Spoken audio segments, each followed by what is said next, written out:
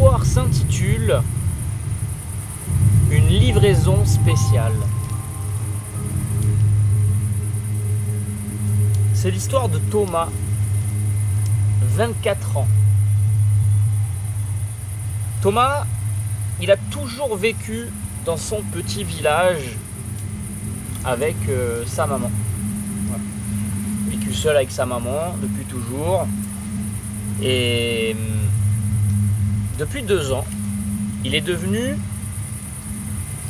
livreur en fait, et il fait chauffeur-livreur. Voilà, il kiffe son travail. Et puis pour la première fois, ça le fait sortir un petit peu de son village. Il est dans une plus grande ville et du coup, ce qu'il fait, c'est que il rentre quand même tous les week-ends, déjà pour se recentrer un petit peu, retrouver un petit peu son cocon familial et puis ses habitudes dans son village, etc. Mais s'il rentre aussi, c'est en grande partie pour une raison. Il s'occupe de sa mère qui est en fauteuil roulant. Il a toujours connu sa mère comme ça. Depuis qu'il est né, elle était en fauteuil roulant. Je ne sais pas pourquoi d'ailleurs. J'ai aucune information là-dessus. Je ne sais pas si c'est une maladie ou un accident. En tout cas, elle est en fauteuil roulant. C'est paralysé au niveau du bassin. C'est les jambes qui ne fonctionnent plus. Et Thomas, il n'a jamais trop été sociable. Il échangeait un petit peu avec les jeunes du village quand il allait faire les fêtes de village, etc. Mais il n'a jamais été trop sociable. Il a toujours été mis un peu de côté. C'était le garçon qu'on fréquentait pas vraiment. Tu vois, celui qui était un peu en retrait, tout ça. Du coup, il ne sait pas trop y faire. D'un point de vue relation sociale, c'est le zéro pointé. À 24 ans, il se dit quand même, là, je suis dans une grande ville, j'ai l'occasion, pourquoi pas, de rencontrer des gens et échanger. Alors Thomas, il commence à sortir. Il essaye d'aller dans un bar un soir. Il prend une bière et puis il se dit comment on fait. Il regarde autour de lui, il essaye d'apprendre un petit peu. Puis il voit un mec qui offre une bière à quelqu'un d'autre. Et là, il décide d'offrir à son tour une bière à quelqu'un. Alors, d'une manière très maladroite, il achète une bière. Il va voir une personne qui est totalement inconnue pour lui et il lui dit tiens, mais ça peut être convivial, mais là ça ne l'est pas, c'est un peu gênant. Il arrive, il fait tiens, et puis il regarde un peu ailleurs, tu sais. T'imagines toi, t'es là, quelqu'un qui débarque, il te donne une bière, et puis il fait regarde ailleurs. Puis après il te regarde, il fait un sourire un peu forcé comme ça, en hochant la tête. Puis il parle pas. Petit silence gênant. La gênance à l'état pur. Ouais, faut bien un début à tout. Du coup, il va continuer à s'expérimenter. Il va sortir dans les bars, dans les boîtes, etc., etc. Il s'installe en terrasse, il essaye des choses. Un jour, il arrive en terrasse et puis il y avait 2 filles qui étaient là et qui discutaient entre elles. Elles buvaient leur café. Il prend une chaise, il s'assoit. Il parle pas tout de suite, quoi. Il les regarde.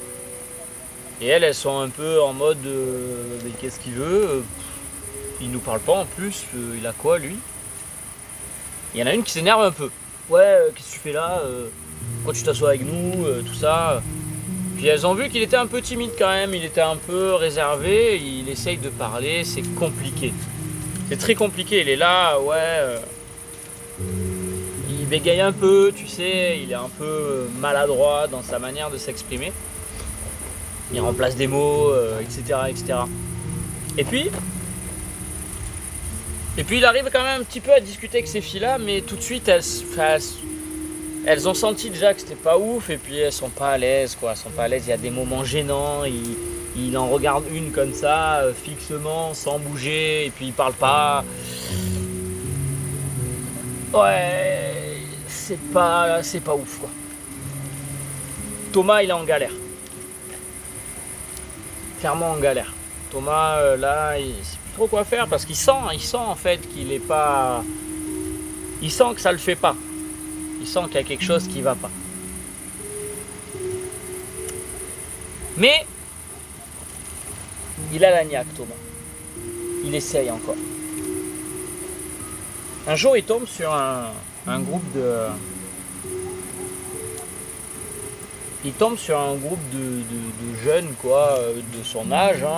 Ils sont peut-être 4-5 et tout.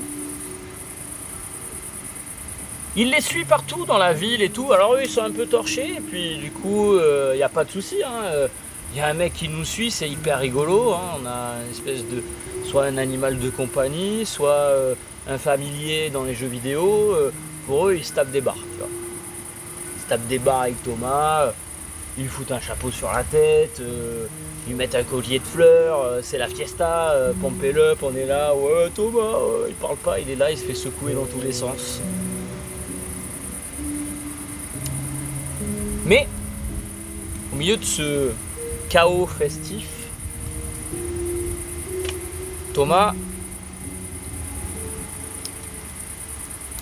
il voit une jolie jeune fille, une brune, devant lui. Il la fixe. Elle s'en rend pas compte, elle est dans le mood de la soirée, elle aussi. Elle a un peu picolé, tout ça. Il la regarde fixement. Tu sais, ce moment où il y a de la musique autour de toi et ça bouge et tout ça, et puis tu te décroches de tout ça, t'entends plus cette musique. T'es un peu à l'ouest. C'est les moments où on passe sa main devant ton visage en te disant « Eh oh, t'es là ?» Il la fixe. Encore et encore. Toute la soirée, il y aura plein de petits moments comme ça où il va la fixer. Elle s'en rendra jamais compte.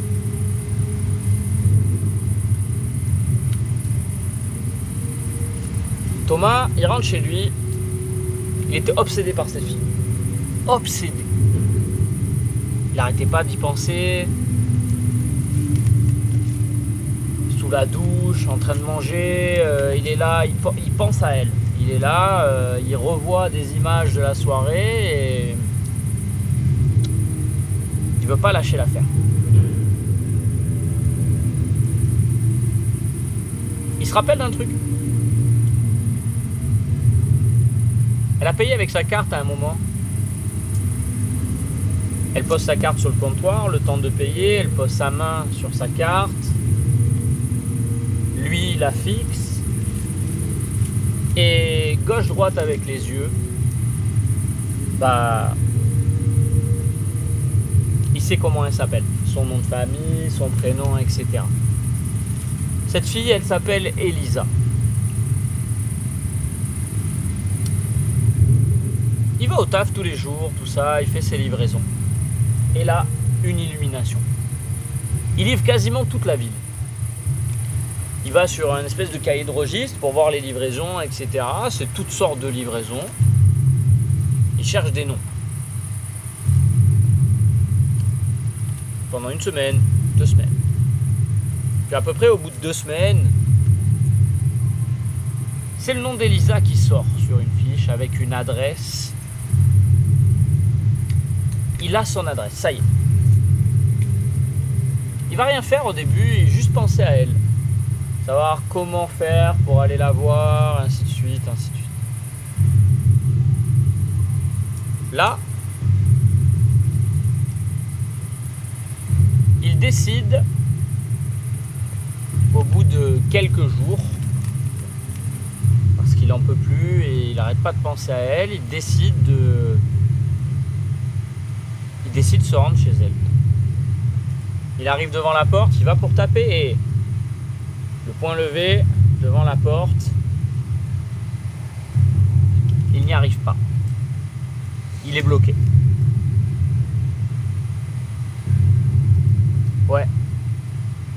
Galère, hein, la vie de Thomas, là. Hein. Il y retourne. Ça refait pareil. Il n'arrive pas à taper, c'est pas possible. Il y retourne un soir et en arrivant, la porte s'ouvre. Il n'est pas encore sorti de sa voiture. C'est Elisa qui sort de chez elle. Il commence à la suivre dans la rue. Il la voit s'amuser avec ses copines.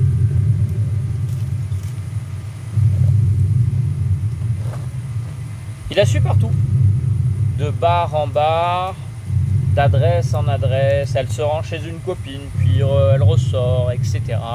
Pour enfin finir par rentrer chez elle. Et au moment où elle claque la porte de chez elle et qu'elle est enfin chez elle, Thomas, lui, il est dans sa voiture. Il l'avait suivi toute la soirée. C'est pas un comportement, ça. Ça se fait pas. Mais lui, il le sait pas, ça. Ça devient bizarre. Pour lui, ça ne l'est pas.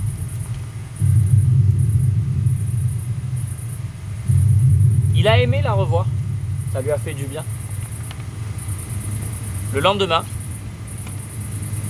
il n'ira pas bosser. Il est devant chez Elisa.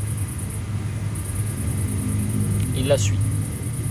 Il ira bosser une fois sur deux et puis ça sera un peu galère. Il va se prendre le bec avec son patron, etc. En tout cas, il suivra Elisa un maximum. Tellement qu'il va tout connaître de sa vie. Il va tout connaître de sa vie. Jusqu'à connaître le nom des gens de sa famille, savoir où ils habitent, etc., etc. Le nom de ses potes, savoir où elles habitent et ainsi de suite. Les gens qu'elle fréquente et etc.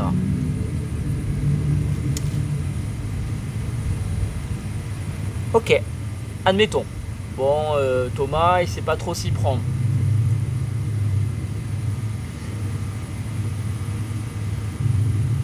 Il va continuer à la suivre et puis un jour, il va se lancer. Ce sera un après-midi. Elle est en train de faire du shopping. Elle est avec une pote à elle. Il va arriver devant Elisa.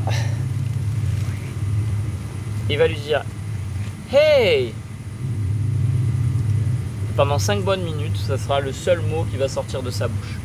Elle va lui dire « Hey, tu te rappelles et tout, oui, je me rappelle de toi, nanana. Tu te rappelles de moi, etc. » Il ne parlera pas. Il sera figé. Elle lui dit « Hey, ça va, tu vas bien ? Eh oh ! Eh oh ! Comment tu t'appelles déjà ?» C'est là où il va dire « Thomas. » Ah oui, c'est vrai, Thomas, oui. Eh bien, ça m'a fait plaisir de te croiser et tout ça. Je te dis à bientôt. Il se met à rigoler. Il se met à rigoler, mais ça n'a rien à voir. Pourquoi il rigole ? Il rigole comme ça. Il s'arrête pas. Elle le regarde, elle lui dit « Mais t'es sûr que tu vas bien ?» Puis là, il arrête de parler, il arrête de rigoler, il la regarde. Il regarde sa pote. Sa pote, elle n'est pas très rassurée. Elle n'a pas passé de soirée avec Thomas. Elle ne le connaît pas. C'est la première fois qu'elle le voit. Là, littéralement, elle chuchote dans l'oreille d'Elisa. Elle lui dit viens, on s'en va. Viens, on s'en va. Allez, viens, on y va. Elisa, elle a un peu de peine pour Thomas. Elle lui dit écoute, si tu veux, on s'appelle. Tiens, prends mon numéro. Thomas, il lui dit je l'ai déjà. Elle bug un peu et puis elle lui dit ok, ça marche, on s'appelle. Elle part. Elisa, sur le chemin du retour de chez elle, ça la travaille un peu. Non. Elle n'avait jamais donné son numéro de téléphone à Thomas. C'était bizarre. Elle a vécu un truc bizarre là. Elle n'est pas rassurée. Elle n'a pas trop envie de le revoir, Thomas, et c'est bizarre, mais comme par hasard, le lendemain, qui elle croise dans la rue? Thomas. Elle lui fait un sourire un peu forcé. Hey, ça va? Bon, je suis pressé, je peux pas trop y aller, je peux pas trop rester, je dois y aller, etc. Excuse-moi. Il l'attrape par le poignet et lui dit attends. Elle a un peu peur. Là, elle a vraiment peur, il y a un contact physique et tout ça. Elle lui dit quoi? Elle retient sa respiration, quoi? Il lui dit mais tu vas où? Elle lui dit chez ma cousine. Ah d'accord, tu vas chez Lucie? Alors là, des frissons sur le bras et dans le dos d'Elisa. À quel moment Thomas est censé connaître le prénom de sa cousine?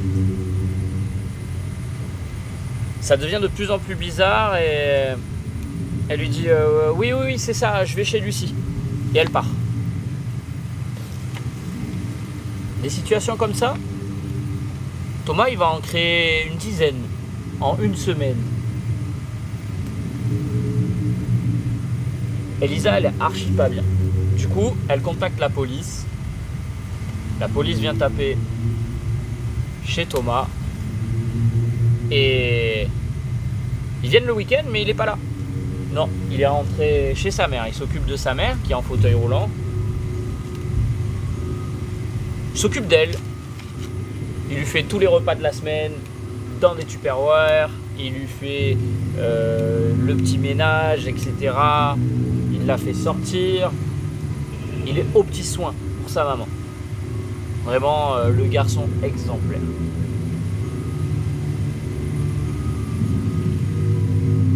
Il rentre et il a un mot dans sa boîte aux lettres, convocation à la gendarmerie, etc., etc. Thomas il se rend à la gendarmerie, il se rend compte que Elisa a porté plainte contre lui. Jonction d'éloignement, etc., etc. Ok, il va la respecter. Il y avait un délai de je ne sais combien de temps. Il va respecter ça. À la fin de sa jonction d'éloignement, il se rend chez Elisa et va s'excuser. Il tape chez elle, elle ouvre, elle a un petit moment de sursaut. Il lui dit « excuse-moi ». C'est la première chose qu'il dit. Du coup, elle est un peu surprise. Elle dit « excuse-moi ». Il lui dit « je sais pas y faire avec les gens. Je suis pas doué ». Elisa, elle s'adoucit. Elle le fait rentrer chez elle. Et ça sera le début de la descente aux enfers pour Elisa. Cette empathie qu'on a tous, ce petit je ne sais quoi qui fait qu'on va aider son prochain. Elisa, elle est tombée là-dedans. Thomas, il va être de plus en plus bizarre et c'est limite, il va lui imposer sa présence. Mais elle osera rien dire parce que le pauvre Thomas, le pauvre, il sait pas y faire. Elle va essayer de lui apprendre quand même, mais il aura des réactions de plus en plus virulentes. Dès que ça sera en contradiction avec ce qu'il veut, il commencera à devenir violent physiquement. Il va la jeter au sol, lui tirer les cheveux. Il va même jusqu'à lui mettre des coups pour qu'elle ne bouge plus. Ouais, ça commence à virer au cauchemar. Là, Thomas, il est tous les jours chez Elisa, comme si c'était chez lui. Il va même empêcher Elisa de sortir, etc., etc. Elle devient prisonnière. Vous avez entendu parler du syndrome de Stockholm ? Finalement, cette empathie, cette empathie, elle a agi sur le cœur d'Elisa. Elle n'ose rien faire. Elle l'écoute juste. Mais pour elle, elle vit un enfer. Que ce soit de la violence physique ou mentale, Elisa, elle est bloquée chez elle. Un week-end, Thomas rentre chez sa mère. Il a interdit à Elisa de sortir. Elle doit rester tout le week-end enfermée.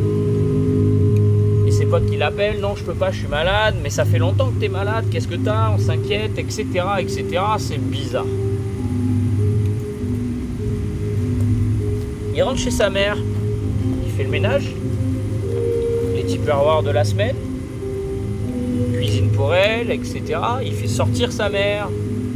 Et pendant une balade au parc avec sa mère, il va lui dire: maman, j'ai rencontré une fille.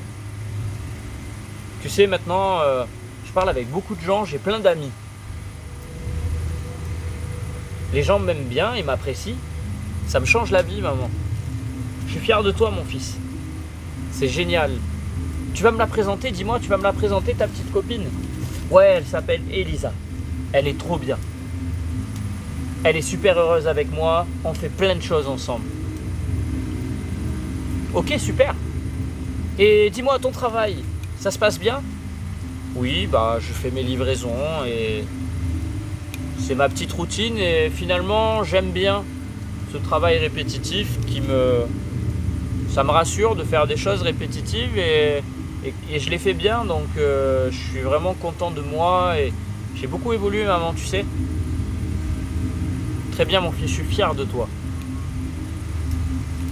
Fin du week-end, il rentre chez Elisa. Bon, il est chez lui, clairement.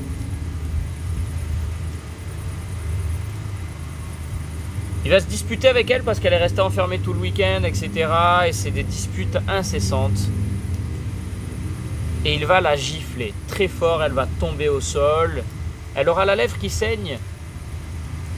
Et aussitôt, il a ses comportements très changeants. Il peut être très violent et tout de suite très doux derrière. C'est très perturbant pour Elisa. Il se penche alors qu'elle est au sol et il lui dit: tu vas bien? Tu es tombé? Fais attention quand même. Il lui caresse le visage et lui dit: tu sais, j'ai parlé de toi à ma mère. Elle serait grave heureuse de te rencontrer. Elisa, elle se met à pleurer, mais en gardant un visage stoïque.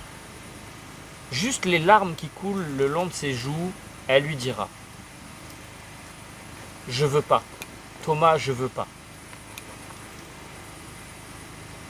Il lui dit: mais comment? Je comprends pas. Je veux pas rencontrer ta famille, on n'est pas ensemble. Il la pousse avec le plat de sa main au niveau de son visage très fort, elle tombe en arrière, elle se cogne la tête au sol. Il s'allonge à côté d'elle, il lui caresse les cheveux et lui dit: chut, tout va bien, on est bien ensemble, Elisa. Ma maman veut te rencontrer. Elisa, toujours le visage stoïque, les larmes qui coulent, lui dit avec la tête un non et elle comprend que c'est pas possible, alors en disant non de la tête, elle dit oui avec la bouche. Et il lui dit: super, ce week-end, je t'emmène voir ma mère, ça va être génial. Il se relève, il la laisse au sol et il est super enjoué. C'est limite si il fait des petits sauts quand il va se rendre à la cuisine pour aller manger. Il est là super heureux pour lui, il nage dans le bonheur. Quelle vie incroyable. Elisa se relève, elle a un peu mal partout. Des bleus par-ci par-là. Le sang qui coule le long de sa lèvre, les larmes qui coulent le long de ses joues. Elisa, elle va se débarbouiller et puis elle va s'accommoder. Elle se pose plus aucune question, en fait, elle est prisonnière. C'est bizarre. Sa vie, où elle sortait, elle était hyper sociable et qu'elle rencontrait ses amis régulièrement, sa famille, etc. Elle ne voit plus personne. Elle les croise. Elle croise même son propre reflet dans le miroir, puisque ça fait bien longtemps qu'elle ne s'est pas arrêtée pour se regarder correctement, prendre soin d'elle ou autre.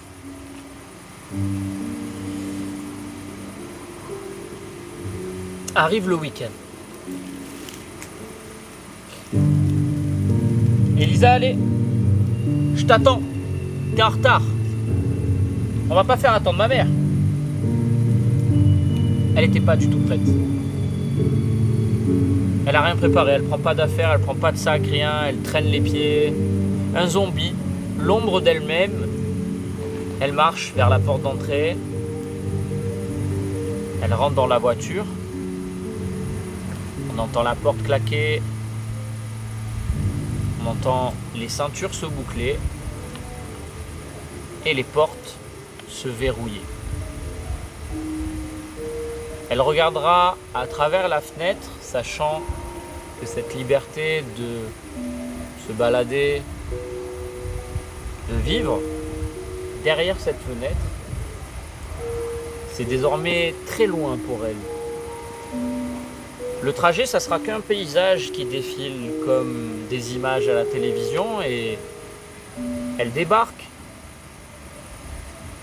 chez la maman de Thomas. Il rentre dans la maison, elle arrive, derrière Thomas, sa mère qui embrasse son fils avec un sourire jusqu'aux oreilles, avec le cœur rempli d'amour. « Maman, ben voici Elisa !» La mère relève le visage vers Elisa et elle comprend tout de suite que quelque chose ne va pas. Mais elle dit rien. Une maman, elle ne dit rien, elle observe. Elle essaye de comprendre. Elle se pose quand même des questions. C'est donc ça le bonheur dans lequel vit mon fils. Ils mangent ensemble. Et puis à un moment donné, Elisa, elle va aux toilettes et là, la maman de Thomas lui dit « Mais Thomas, vous vous êtes disputé avant de venir ou quoi ? Qu'est-ce qu'elle a, Elisa ? Elle m'a l'air vraiment tristounette. Qu'est-ce qu'elle a, cette fille ?» Ben non, maman, elle va très bien, non ? Elle est toujours comme ça, t'inquiète pas. C'est quand elle est un peu timide au début, mais t'inquiète pas, ça va aller. Thomas se lève de table. Il rentre dans les toilettes. Elisa, elle était assise sur les toilettes et puis il l'attrape par le cou. Il la plaque contre le mur et lui dit « Il s'agirait d'être un petit peu heureuse devant ma mère maintenant quand même. » Là, elle sait pas trop quoi faire, elle fond en larmes. Il la lâche, il sort, il lui dit « Allez, nettoie-toi ton visage et dépêche-toi, on t'attend. » Elle redescend avec un semblant de lumière sur son visage, un faux sourire à la maman de Thomas, qu'elle ne trompera pas. La maman de Thomas, elle est convaincue que quelque chose ne va pas. Il y a vraiment anguille sous roche, c'est pas possible. Cette fille ne peut pas être aussi triste dans ses yeux. Alors, la maman de Thomas, elle attendra que Thomas s'endorme et elle ira voir Elisa et elle lui posera des questions jusqu'à un moment donné où Elisa va commencer à se confier un petit peu. La maman de Thomas, elle va être en colère. Elle va venir tout de suite, on va dire, sermonter son fils. Elle va lui remonter les bretelles, comme on dit. Thomas, je t'ai pas élevé comme ça. C'est pas possible. Qu'est-ce que tu fais à cette fille, etc. Et encore, elle lui avait pas tout dit. Thomas, il sait pas trop où se mettre et il comprend que la situation, elle devient compliquée.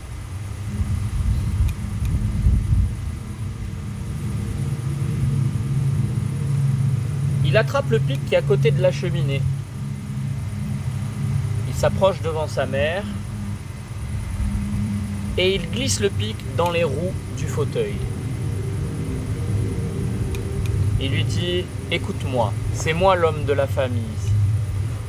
Alors tu restes à ta place. Je fais tout, ton ménage. Je te fais à manger.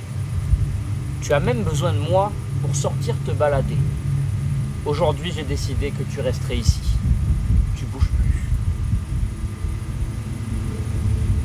Elisa, elle est accroupie dans un coin de la pièce. Elle tremble, elle pleure. Elle ne sait pas quoi faire. Thomas, il devient de plus en plus effrayant.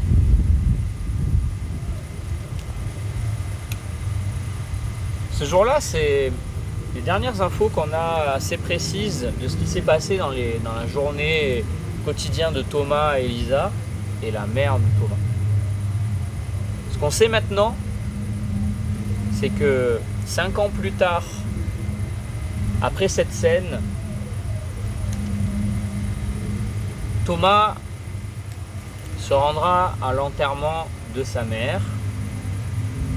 Il va pleurer sur la tombe de sa mère tous les jours.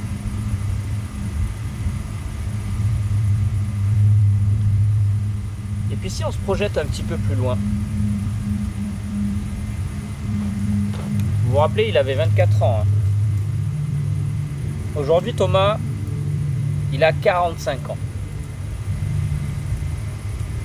Il est toujours livreur.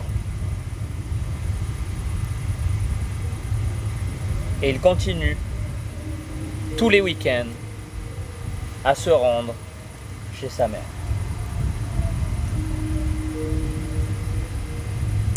Fin de l'histoire.